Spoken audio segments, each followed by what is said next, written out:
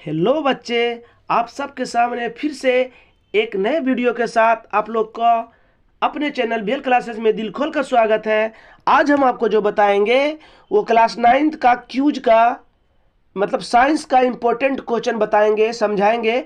वो आप बारीकी से वीडियो के अंत तक बने रहें। चलिए, पहला क्वेश्चन आप देख रहे हैं रसायन शास्त्र से, शास्त्र गलत है जरा सा, है ना। पदार्थ, पदार्थ किसको कहेंगे?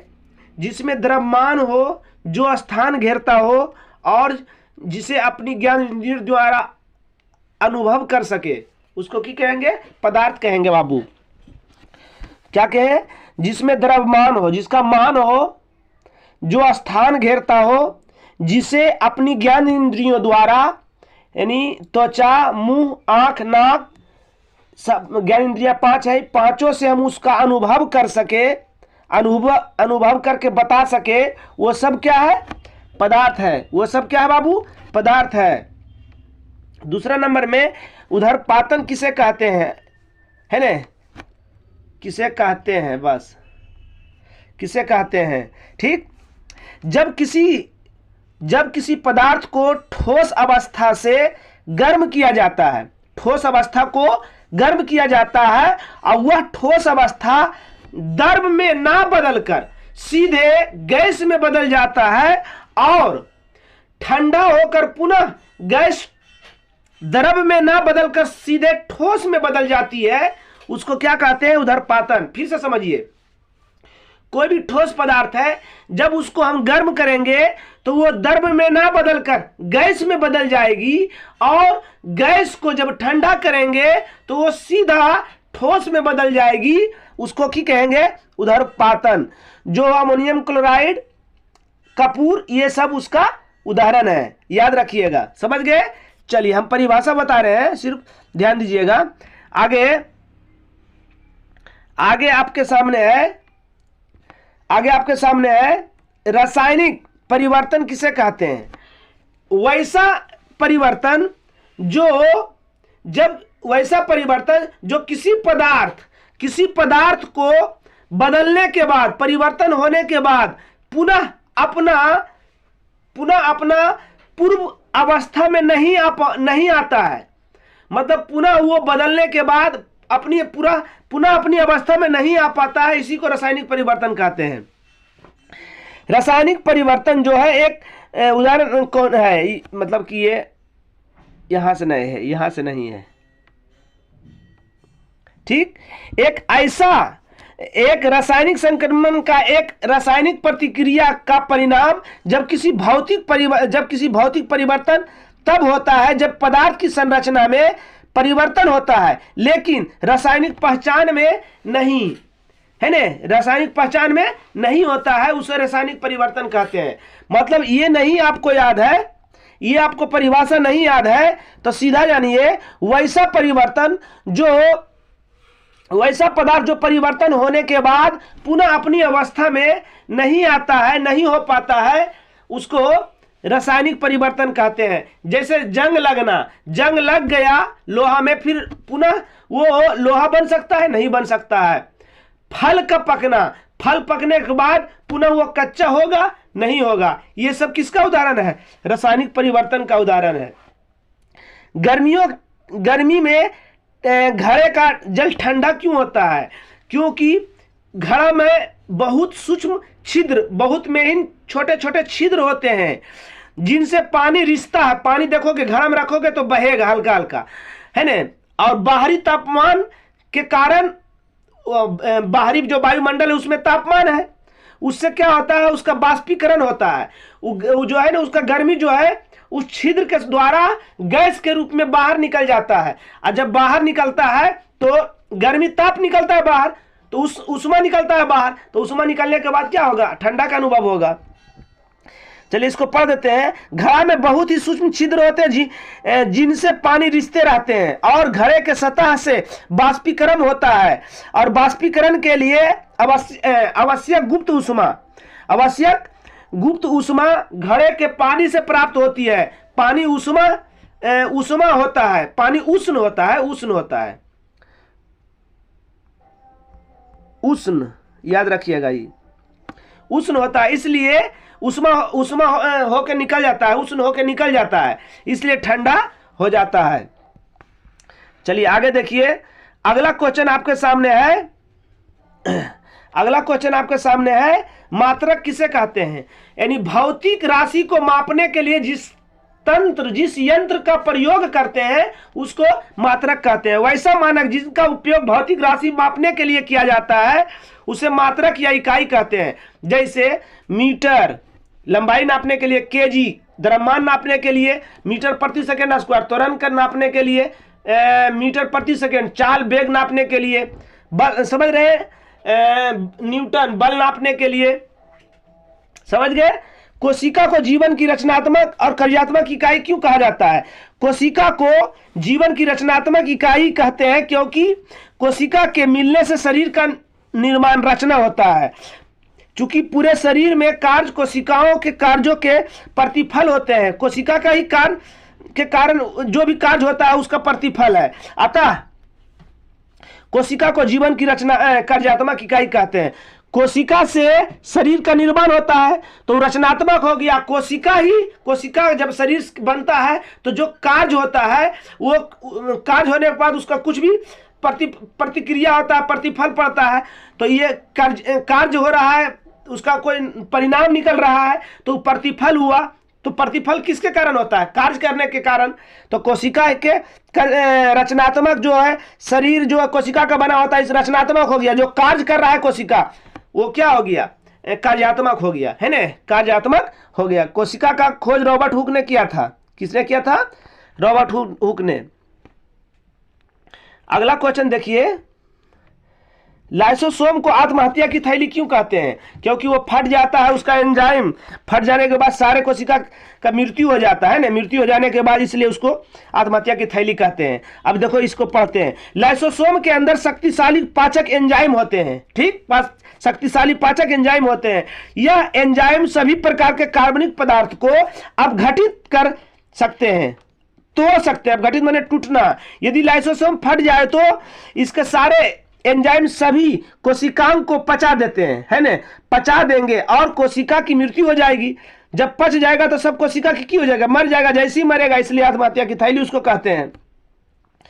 अगला, अमीबा अपना भोजन कैसे प्राप्त करता है? अमीबा अपना भोजन कूटपाद के द्वारा प्राप्त करता है। एक अमीबा में पोषण फागोसाइटोसिस नामक एक प्रक्रिया, जिसको कूटपाद कहते हैं, प्रक्रिया के माध्यम से होता है, जहां पूरा जीव उस भोजन को बहुत अधिक ग्रहण करता है जिससे वह खाने की योजना बनाता है, अमीबा में पोषण की विधि को, पोषण जो ग्रहण करता है उस विधि को सोलोजोइक पोषण के रूप में जाना जाता है। समझ गए? चलिए अगला देखिए। अगला क्या है? उत्तक। उत्तक क्या है? उदाहरण के साथ समझाएं। देखो, कोशिका के पूरा जब कोशिका का समूह होता है तो उत्तक का निर्माण होता है, उत्तक से शरीर का निर्माण होता है, याद रखिएगा। कोशिका से उत्तक, उत्तक से उत्तक का समूह होगा तो शरीर का निर्माण होगा। किसी जीव के शरीर में कोशिकाओं के समूह को उत्तक कहते हैं। कोशिका के समूह को उत्तक, उत्तक के समूह को शरीर का निर्माण। जिनकी उत्पत्ति एक समान हो तथा वे एक विशेष कार्य करती है ना, उसको उत्तक कहेंगे। उदाहरण, पेशीय, मतलब कि पेशीय हमारा मांसपेशियां, रक्त, द्रव जो है, फ्लोएम जिसे खाद्य पदार्थ को मतलब जाता है, पेड़ पौधा में खाद्य पदार्थ फ्लोएम के द्वारा जाता है, आदि उत्तक के उदाहरण है। बल किसको कहेंगे? ध्यान दीजिएगा, बल जो है वह भौतिक कारण है जो किसी वस्तु पर लगाते हैं तो वस्तु में परिवर्तन होता है, एक जगह से दूसरे जगह जाता है, यह लाने की चेष्टा करते हैं, है ना, उसको की कहेंगे? बल कहते हैं। बल का ऐसा ही मात्रक याद रखिएगा, न्यूटन, नामधारी मात्रक न्यूटन।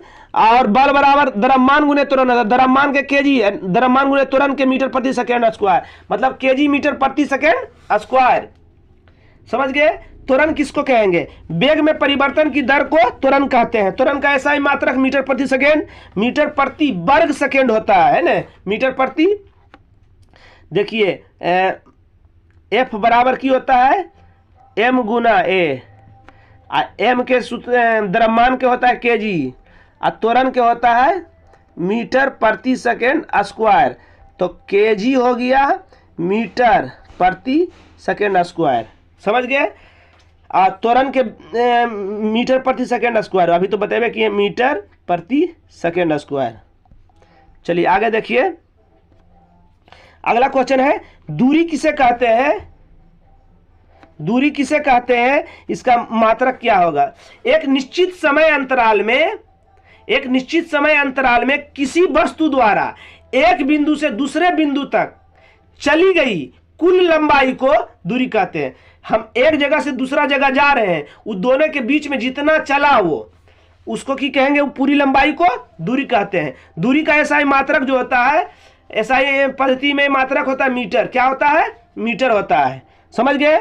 चलिए आज का साइंस का जो था 9th के क्लास का साइंस का क्लास यही समाप्त हुआ।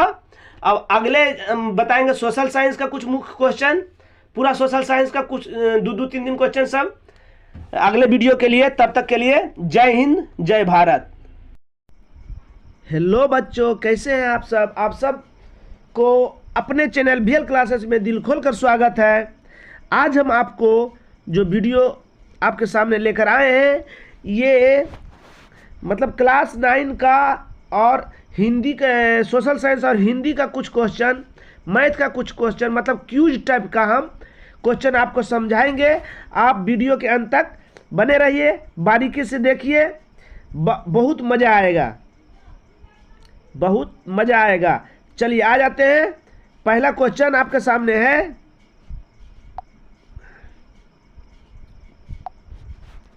खादर मिट्टी अब बांगर मिट्टी में अंतर।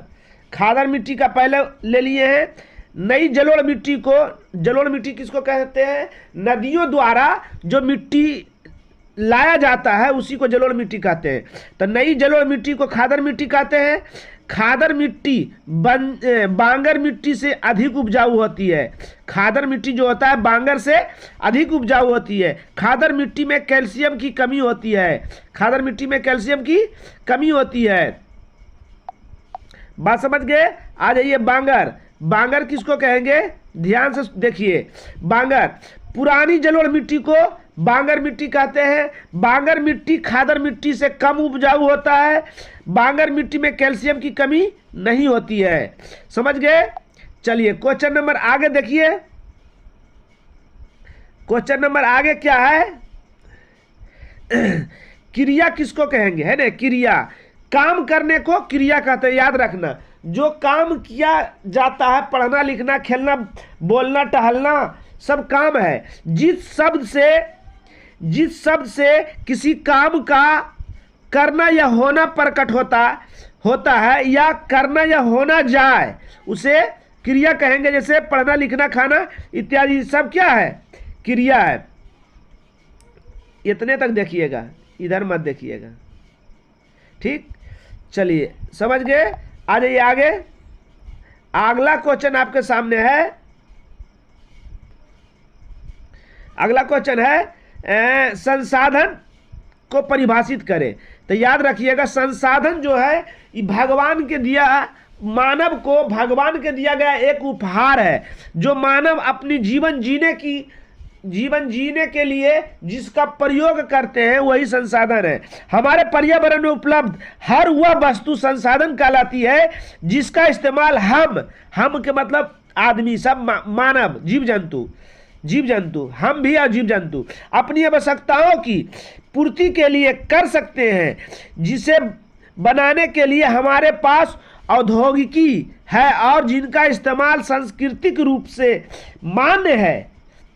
प्राकृतिक का कोई भी तत्व सभी संसाधन बनता है जब वह मानवीय सेवा करता है। जो भी प्राकृतिक का वस्तु है, अब मानव जिसका उपयोग कर रहा है, सब क्या है, संसाधन है। सब क्या है बाबू, संसाधन है। अगला क्वेश्चन देखिएगा जरा सा। राष्ट्रपति की नियुक्ति के लिए क्या क्या योग्यताएं होनी चाहिए। नंबर से आप लिख दीजिएगा। पहला नंबर में, ये पहला है, पहला नंबर में आपको है राष्ट्रपति वही हो सकता है जो भारत का नागरिक हो, भारत का नागरिक हो। ये पहला स्टेप में लिखिएगा। उनकी आयु जो होनी चाहिए कम से कम 35 वर्ष की होनी चाहिए।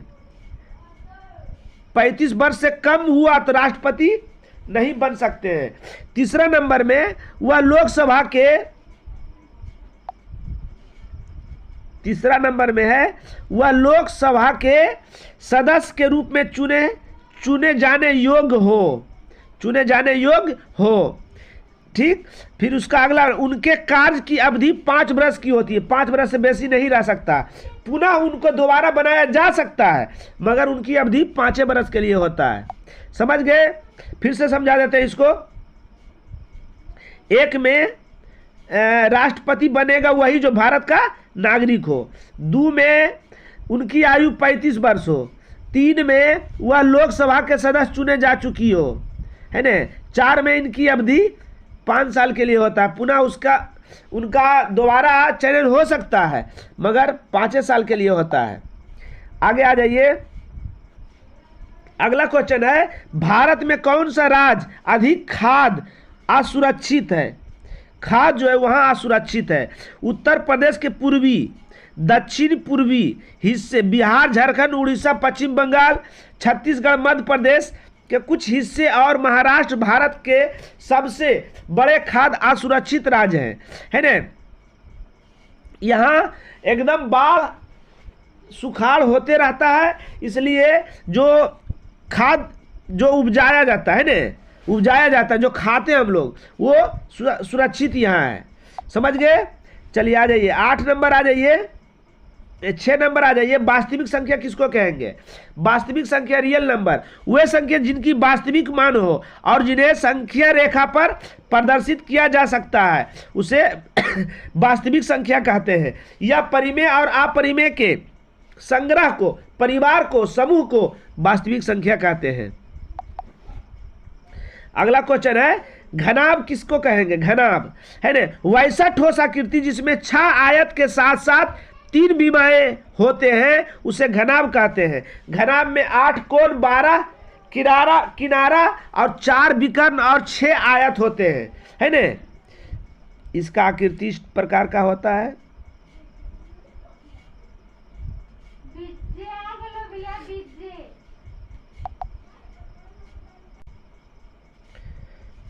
चलिए आगे देखिए। वृत्त किसको कहेंगे, है ना। वृत्त किसको कहेंगे? बिंदुओं के समुच्चय को वृत्त कहते हैं जो एक निश्चित बिंदु से प्रत्येक बिंदु की दूरी समान होती है, यही वृत्त है। क्या है? वृत्त है। चलिए आगे। अगला क्वेश्चन है आपके सामने 9 नंबर, विशेषण किसे कहते हैं? संज्ञा सर्वनाम शब्द की विशेषता बताने वाले शब्द को विशेषण कहते हैं। इसका उदाहरण लिख दीजिएगा। जो या इसे बोल सकते हैं जो संज्ञा सर्वनाम की विशेषता को बताए वह विशेषण है। जैसे राम अच्छा है, राम अच्छा लड़का है, तो राम जो लड़का है कैसा है? अच्छा। तो राम का यहाँ विशेषण बता दिया ने, तो अच्छाई, बुराई, सुंदर, बुढ़ापा, सच्चाई, है ना, ये सब क्या हो गया? विशेषता हो गया, विशेषण का उदाहरण हो गया। याद रखिएगा, उदाहरण भी पूछे गए। लास्ट क्वेश्चन देखिए। लास्ट क्वेश्चन है, शब्द किसे कहते हैं, कितने प्रकार के होते हैं? ये कितने प्रकार काट दीजिएगा। शब्द किसे कहते हैं, बस इतने याद करना है।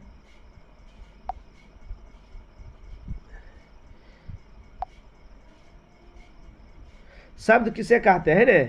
शब्द किसे कहते हैं? जब 2 या 2 से अधिक वर्ण जो बोलते हैं हम, जैसे का यानी अक्षर, जैसे का, चा, पा मिलकर एक व्यवस्थित एवं स्वतंत्र ध्वनि समूह का निर्माण होता है, उसे शब्द कहते हैं। ठीक, या नहीं तो ऐसे याद रखिए, वर्णों या ध्वनियों के, वर्णों या ध्वनियों, ध्वनि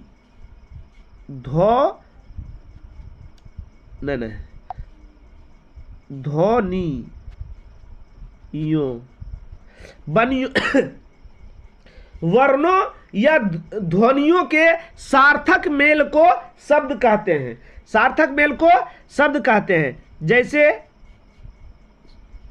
जैसे अगर पूछे तो रा का रा ये अक्षर हुआ, अब माँ ये अक्षर हुआ, और दोनों को जोड़ दिए की बन गया राम।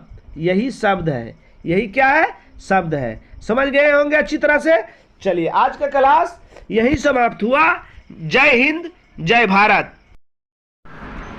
हेलो बच्चों, आज हम आपको, मैं सुधीर सर आपको बताएंगे क्लास 9th के मिलता जुलता VVI क्वेश्चन, जो चलता फिरता क्वेश्चन है। ये आपको कहीं पर भी कोई आदमी पूछ सकता है और एग्जाम में आएगा, है ना।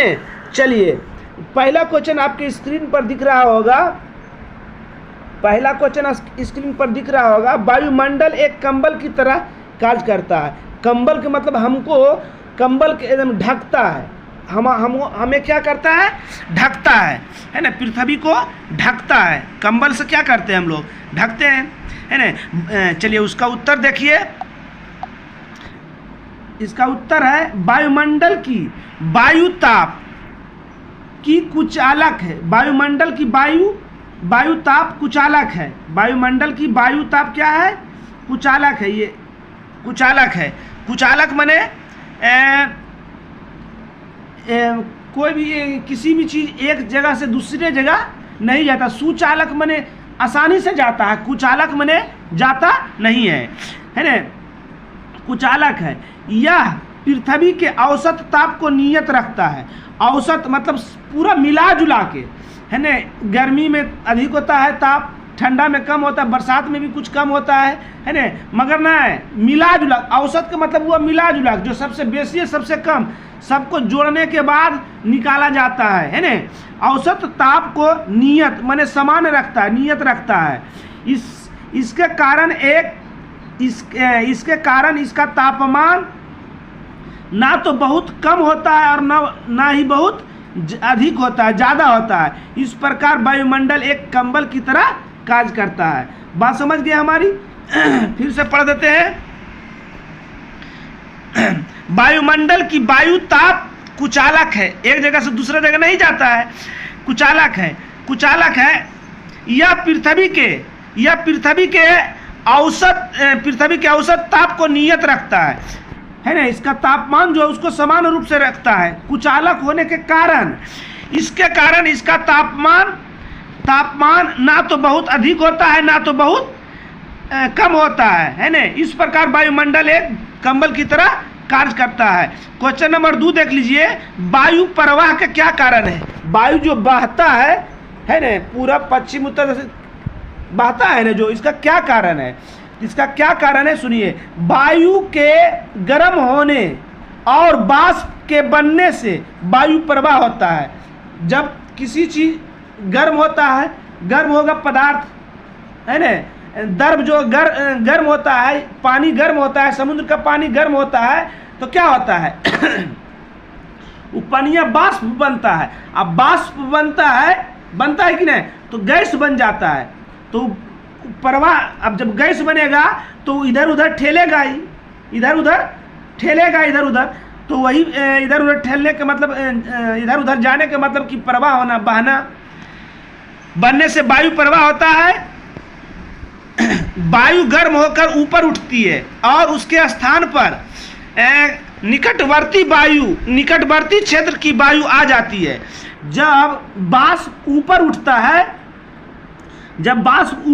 है तो क्या करता है, उसके जगह पर निकटवर्ती क्षेत्र की वायु, उसके नजदीक वाला वायु आ जाता है। तब जब आता है तो वो ऊपर उठता है, तो ये भी ऊपर उठता है। वाष्प जिधर जाता है ये भी उधरे चले जाता है। इसी को हम लोग क्या कहेंगे, वायु प्रवाह। इसको क्या कहेंगे, वायु प्रवाह। देखिए क्या है, वायु के गर्म होने और वाष्प के बनने से वायु प्रवाह होता है और वायु गर्म होकर ऊपर उठता है। उसके स्थान पर निकटवर्ती क्षेत्र की वायु आ जाती है। इस प्रकार पवन बनते हैं और वायु प्रवाह होते हैं। चलिए अगला क्वेश्चन है कि अप्रत्यक्ष कर वस्तुओं, अच्छा क्वेश्चन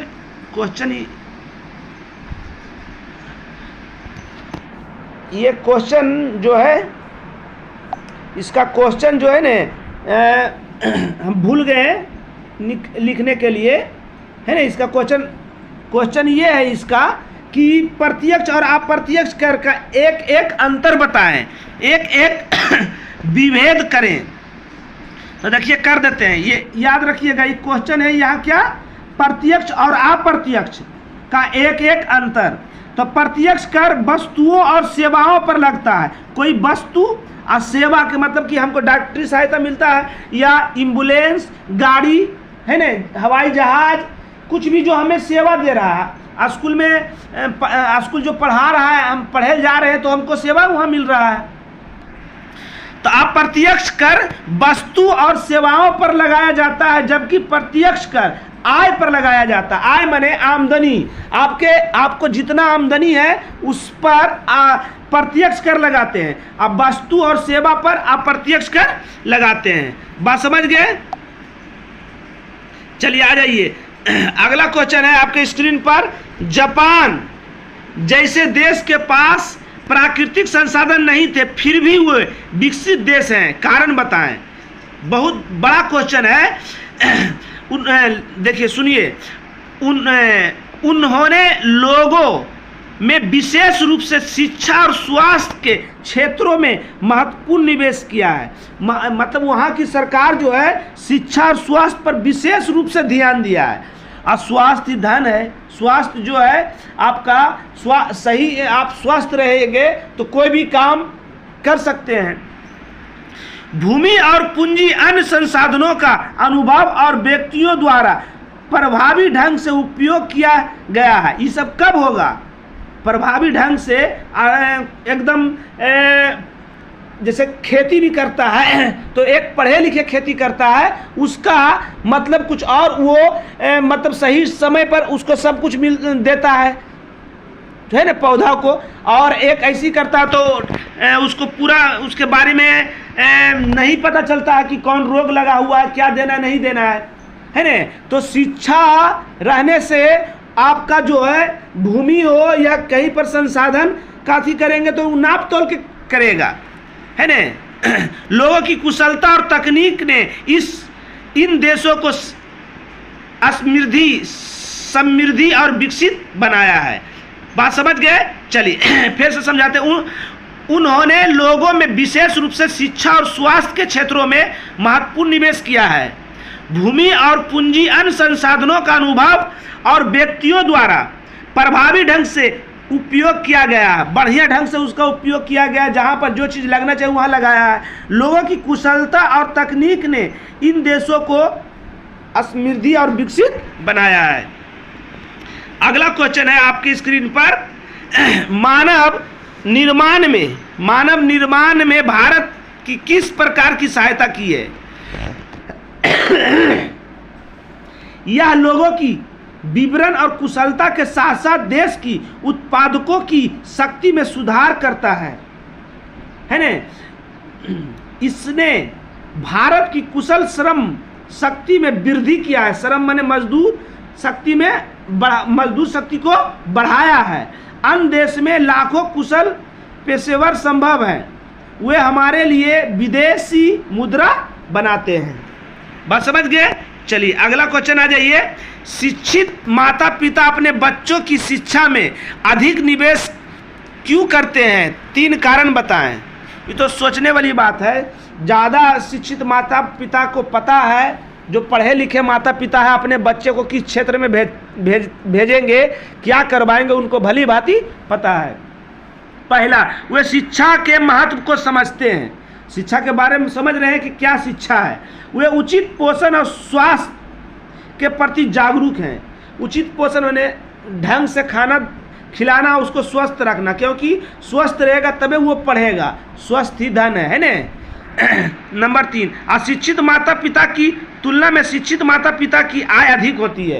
ये तो बोलने वाली बात थोड़ी है, अधिक आय होवे करेगा। अगला क्वेश्चन, सड़क दुर्घटना के कारण का उल्लेख करें। सड़क दुर्घटना कैसे होता है? हम नियम का पालन नहीं करते हैं, चलना चाहिए बाएं साइड चल रहे हैं, दायां साइड चल रहे हैं तो गलवात के लिए चल रहे हैं, आगे पीछे देख नहीं रहे हैं, है ना। वाहनों की संख्या बढ़ना, वाहन की संख्या बढ़ा है, 1 में यातायातों के नियमों से का ठीक से पालन नहीं करना, वाहनों की गति में अधिक होना, गियर एक्सीलरेटर तुरंत समाप्त करके इतना हवा से बात करता है कि जरी को पत्थर भी आता है तो टकराने के बाद उड़ जाता है वो आदमी, है ना। तीखे मोड़ पर गति सीमा में नहीं रहना, मतलब कि मोड़ पर एकदम याद रखिएगा, मोड़ पर स्लो करना है, मगर वो तेजी में ही मोड़ते हैं। तेजी में मोड़ने के कारण वो खाई में जाते हैं, नीचे चले जाते हैं। ओवरटेकिंग पर सबसे ज़्यादा एक्सीडेंट ओवरटेकिंग में होता है। ओवरटेकिंग कर आगे निकलने की जल्दीबाजी करना इस सबसे ज़्यादा सड़क दुर्घटना का कारण है। ओवरटेकिंग मतलब पीछे से हम आगे जाना। अगला क्वेश्चन है आतंकवाद। आतंकवाद क्या है? आतंकवाद क्या है? आतंकवाद मानव जनित वह आपदा है, मानव जनित है, इसमें प्राकृतिक नहीं है।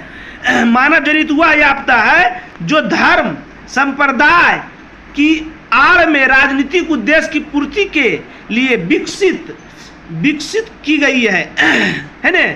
धर्म और संप्रदाय के नाम पर राजनीतिक इसका सहारा देके इसको आगे बढ़ा रहा है अपना लाभ के लिए। आतंकवादी संगठनों का कोई निश्चित क्षेत्र नहीं होता, कोई निश्चित क्षेत्र नहीं होता, कोई जाति नहीं होता, कोई राजनीति नहीं होता है, कोई धर्म नहीं होता और ना ही कोई राजनीतिक सीमा ही निश्चित होती है। वर्तमान समय में अल-कायदा सबसे बड़ा आतंकवाद संगठन पूरा विश्व में है। अगला क्वेश्चन है सिंधु एवं गंगा नदी कहाँ से निकलती है? सिंधु नदी तिब्बत के मानसरोवर झील के पास से निकलती है और गंगा नदी जो है हिमालय के गंगोत्री हिमानी से निकलती है। बात समझ गए? चलिए आज का क्लास यही समाप्त हुआ। अब अगला वीडियो आपके सामने लेकर आएंगे। अभी शादी ब्याह चल रहा है, इसमें हम जरा सा व्यस्त हैं, इसलिए बोर्ड पर नहीं बना पाए। समझ गए? चलिए जय हिंद, जय भारत।